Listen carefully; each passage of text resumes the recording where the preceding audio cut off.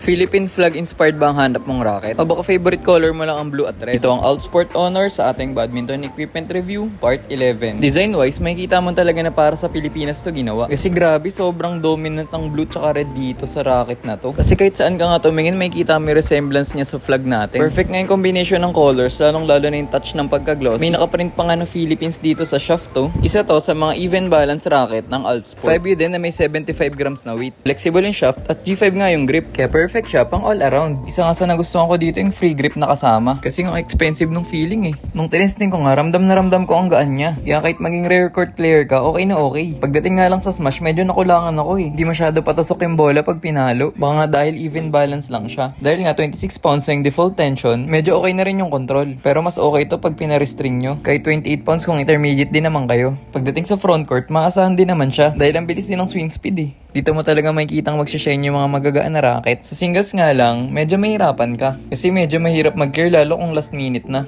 Kailangan mo nga rin mag-exert ng mas maraming effort. Kaya medyo nakakapagod. Sobrang tambak ko nga sa single scheme na to eh. Kung gusto nyo nga rin bilhin tong racket na to, check nyo lang yung yellow basket. And pwede nyo rin check yung first comment ko. Overall, okay naman tong racket na to pang all around. Lalo kung mahilig ka sa mga magagaan na raketa. At kung trip mo rin yung ganito ka-unique na design. Kasi first time lang talaga ako nakakita ng ganito. Ang lupit talaga ng ganitong design idea. Mapapabili talaga yung mga Pilipino. Kung singles player ka nga lang, baka hindi to para sa'yo. Anong next Outsport racket ang gusto nyong i-review natin? Comment down below. See you on part 12.